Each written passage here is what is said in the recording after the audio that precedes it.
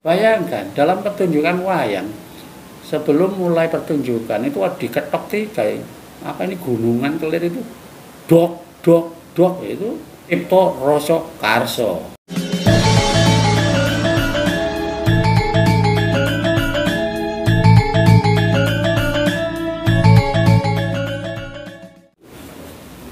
Assalamualaikum warahmatullahi wabarakatuh. Ketemu lagi di acara Ngobrol Peduli bersama saya dan Pak Dimino Ecahan. Pak D. Oke teman-teman, sebelum saya mulai obrolan kami, jangan lupa klik tombol subscribe, komen, dan like. Dan kemudian jangan lupa juga aktifkan tanda loncengnya. Karena kenapa harus mengaktifkan tanda loncengnya? Jadi ketika kami mengupload video terbaru, maka di HP Anda akan mendapatkan notifikasi langsung dari YouTube.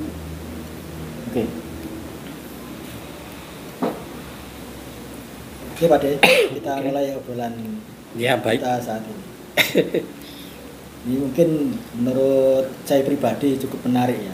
Iya. Karena tema kita kali ini idiom Jawa tidak gaul. Iya, nggak gaul. Nggak gaul. Iya, betul. Itu kenapa Pak kok nggak gaul? Iya, jadi tema kali ini adalah literasi bahasa ya. Oke. Dan yang kita angkat adalah idiom Jawa kurang gaul. Ya, karena faktanya bahwa bahasa Jawa ini bukan bahasanya ya, yang saya maksud adalah idiom-idiom Jawa ini faktanya memang tidak gaul dan tergeser bahasa lain. Iya, tergeser oleh bahasa lain. Apa masalahnya? Ganti yang lain kan nggak apa-apa ya. Iya. Tapi ide kenusantaraan kita semakin lama semakin hilang, bisa semakin menghilang, dan ini yang harus kita antisipasi. Ya. Nah, terus bagaimana untuk mengatasi ini, untuk apresiasi itu Pak Din? Ya, itu tadi bahwa kita harus merevitalisasi idiom-idiom Nusantara seperti Jawa yang kaya dengan pengetahuan baik di bidang Indonesia yang agraris ini mestinya harusnya kaya dengan kosakata idiom-idiom lokal, tidak malah hilang. Karena bagaimanapun juga pasti ada yang bersifat lokal ini lebih tepat untuk kita. Ya, satu contoh, ya kalau dulu saya sejak kecil itu kalau pergi sholat itu ke Langgar. Ini kan idiom Jawa ya. Ke Langgar, tapi sekarang sudah tidak ke Langgar lagi, tapi ke musola. Ya. Jadi dulu orang tua kami kalau ngajak, ayo ke sembahyang. Sekarang sudah sholat, tidak sembahyang. Bukan persoalan masalah yang ini tauhid atau ini bukan. Ini kan hanya bahasa. Ya. Cuma jadi tidak gaul. Kalau tidak gaul kan bisa hilang. Nah, itu contoh yang sederhana.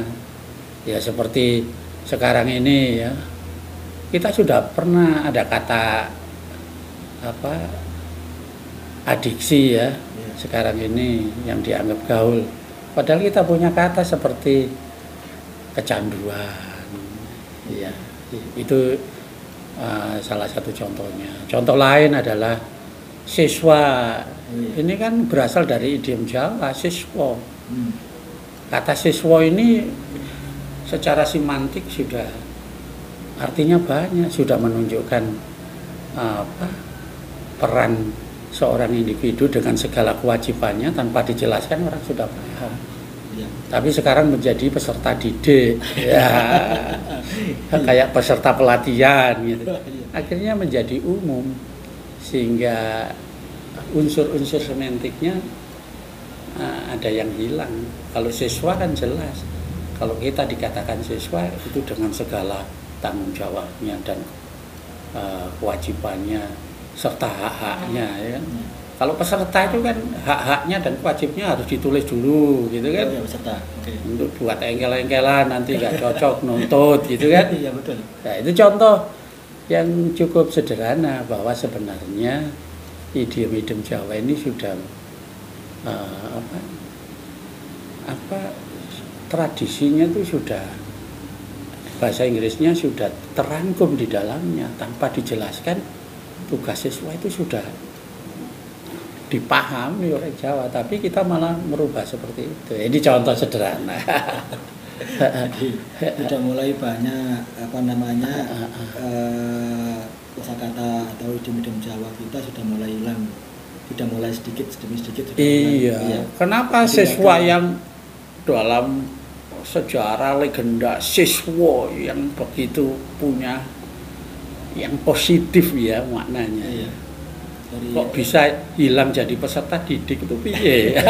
Gitu loh. Misalnya kalau di luar negeri, kalau di kita kan dari SD sampai SMA kan siswa ya. Iya. Itu ada juga mahasiswa. Nah, di dunia tidak ada maha, kecuali di tradisi kita ada mahasiswa. Wah, gitu.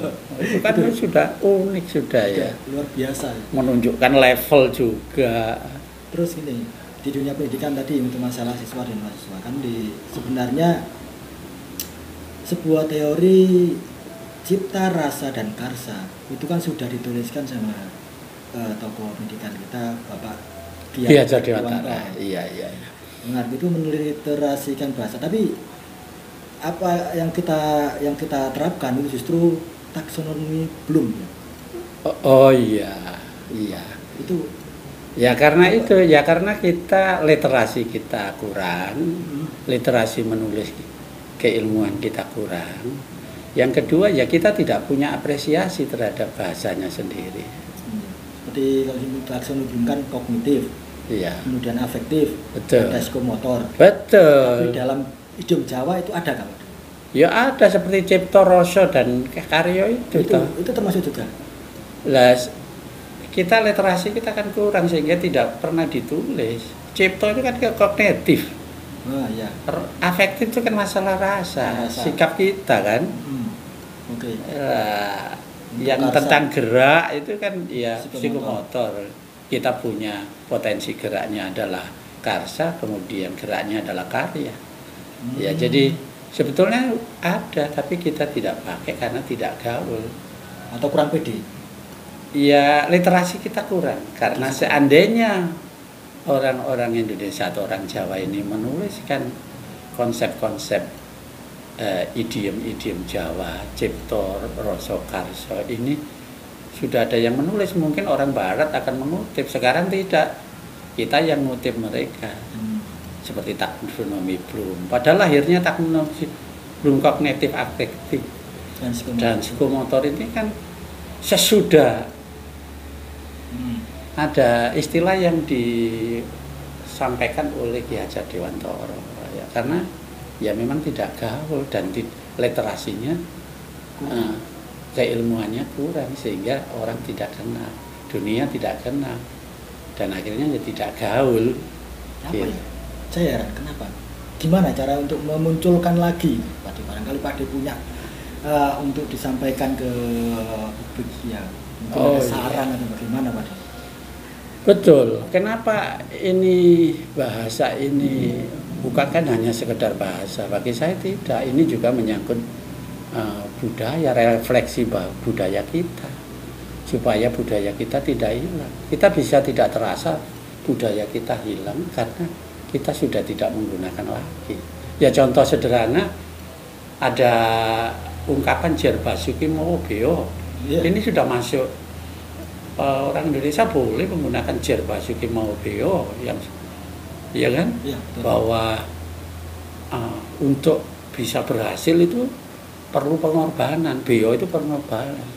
Basuki itu untuk mendapatkan sesuatu yang baik atau berhasil. Tapi lebih gaul menggunakan. Tapi tidak gaul, lebih gaul pakai no gain without pain. Malah bahasa Inggris yang lebih gaul di dunia, no gain without pain. Tanpa pengorbanan tidak akan mendapatkan apa-apa. Iya, tapi kita lebih suka yang seperti ini. Iya, karena kita kurang merasa tidak gaul kalau menggunakan jadi sepertinya kok Jawa. Sepertinya dipaksa jati diri kita untuk tidak kenal gitu. Semakin hilang gitu. Ya itu bukan salah orang barat ya. Bukan salah ya. Yang kita sendiri kurang apresiasi dan literasi kita rendah. Coba kalau literasi tulis kita tinggi, maka idiom-idiom kita akan menjadi populer dan bahkan bisa dirujuk oleh dunia.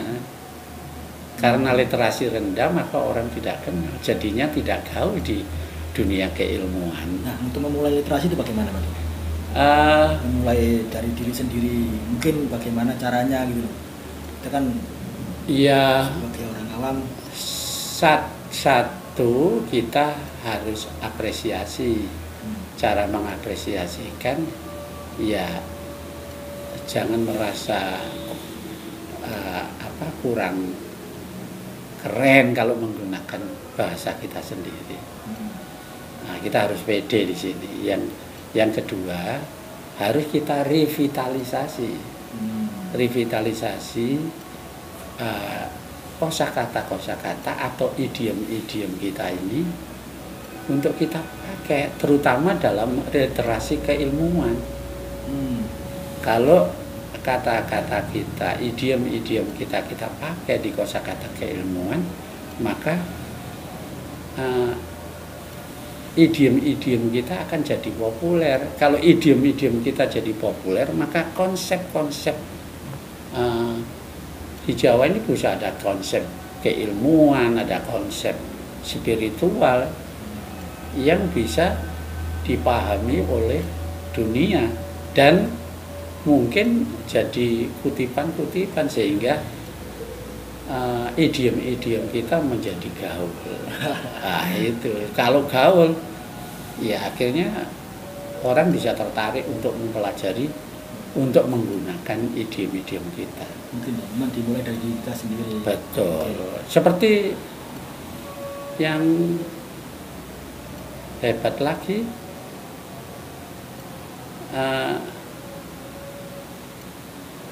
yang jadi masalah lagi adalah kita sendiri juga tidak paham terhadap idiom-idiom kita sendiri.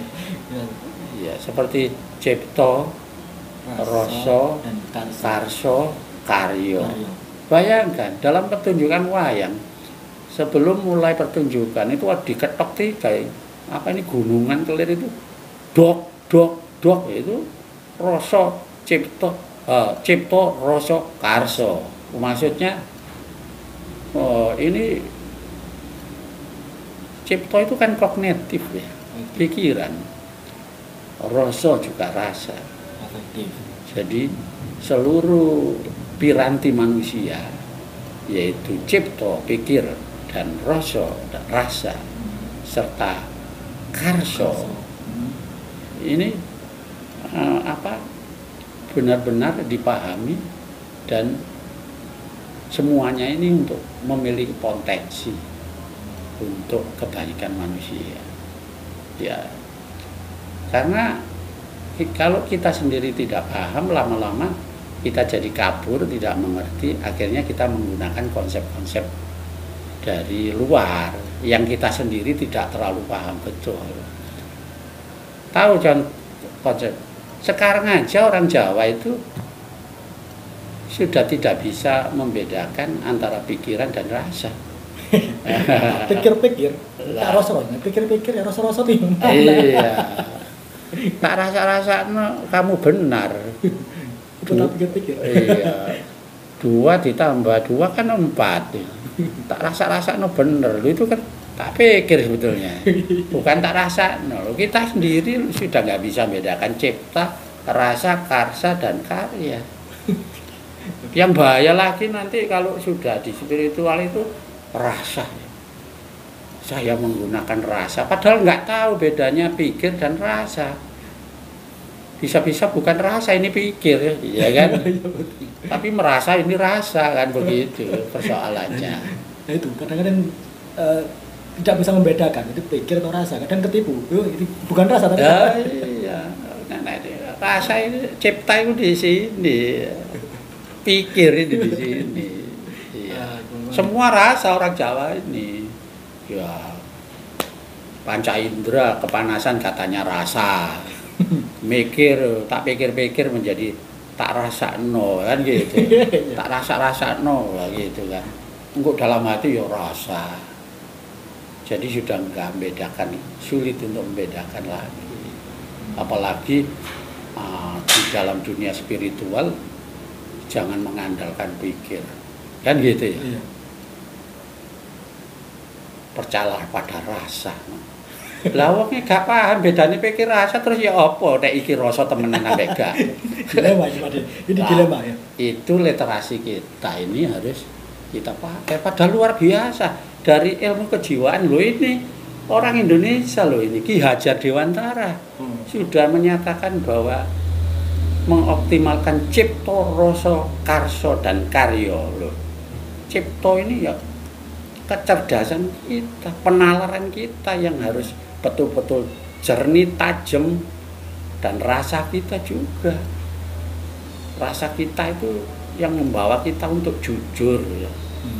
Jadi nggak mudah tergoyahkan. Kemudian karso, potensi-potensi dorongan dalam diri kita itu kan nggak punya bahasa, ya. nggak punya bahasa, tapi rasa bisa merasakan dan rasa mengkomunikasikan kepada pikir, sehingga manusia bisa mengantisipasi, sehingga ketiga-tiganya itu berjalan sigro bersama-sama. Itu sehingga ini potensi yang luar biasa kalau kita ngomong soal sumber daya manusia. Secara spiritual juga bermanfaat. Kalau karsa ini adalah dorongan hidup dari dalam, apakah itu insting, apakah itu kecenderungan yang sifatnya itu universal, dipahami oleh kesadaran. Cipto ini kesadaran. Kemudian rasa ini yang menghubungkan sehingga betul-betul menjadi segitiga yang utuh, sehingga akan melahirkan karya loh itu. Ini bapak kita, bapak bangsa kita Ki Hajar Dewantara. Tapi kenapa kita tidak pernah menggunakan ini? Karena apa? Kalau sudah masuk ke ilmuwan, itu orang sudah menggunakan istilah-istilah barat. Tidak salah. Tapi tidak harus menghilangkan idiom-idiom yang memiliki konsep penting ini bisa hilang gitu. Gitu. Atau mungkin yang kita bisa balik kalau yang bahasa yang utama adalah bahasa Jawa, kemudian yang kedua ini adalah referensi atau bahasa kedua. Iya. Mungkin bisa begitu kali ya. Iya. Untuk bisa mengapresiasi idiom Jawa itu. Ya, cara apresiasi ya kita gunakan dan cara merevitalisasi agar dikenal dan digunakan orang banyak, agar konsep-konsep Jawa ini tetap kita pahami. Nah, kalau hilang kan kita tidak paham. Kita jadi zero lagi, jadi nol. Padahal konsep-konsep Jawa, idiom-idiom Jawa itu merupakan, kalau dalam sejarah itu adalah apa itu? Artefak. Apa artefak? Peninggalan. Iya. Artefak itu Mojopahit itu walaupun sudah hancur sudah bisa dibayangkan arsitekturnya karena ada artefak. Kata-kata idiom Jawa juga begitu. Ini adalah artefak kognitif. Artefak pikiran. Kalau ini hilang, berarti kita kehilangan jejak-jejak sejarah di bidang kognitif. Gitu. Jadi guys, kita harus sudah memulai untuk mengenali bahasa kita ya, karena apa? Walaupun kita belum paham, tapi kita berusaha memahami. Paling tidak kita tahu, kemudian orang itu penasaran apa sih artinya bahasa ini. Paling enggak mereka itu penasaran dan mau tahu, ingin tahu apa sih bahasa idiom Jawa yang kita kenalkan tadi gitu. Iya, biar gaul. Nah, ini kita kurang pede, kita tetap pede saja, kita tetap belajar, jadi jangan menyerah, tetap kita belajar walaupun kita mempelajari bidang lain, tapi paling tidak kita harus tahulah secara umum atau umumnya bahasa-bahasa peribahasa Jawa paling tidak ya. Iya, paling tidak ya siswa jadi peserta didik itu kan gimana gitu loh. Iya. Iya. Oke. Nanti mahasiswa jadi peserta didik terus bedanya apa gitu loh. Iya. Iya kan? Iya. Oke. Iya. Saya kira cukup ya. Oke, terima kasih Pak. Harus gaul. Cukup menarik dan cukup seru ya. Oke. Mungkin sampai sini pembahasan obrolan kami di Ngopi. Saya Caan dan Pak Dimino pamit undur diri. Saya sampaikan banyak terima kasih. Wassalamualaikum warahmatullahi wabarakatuh. Salam Ngopi, ngobrol peduli.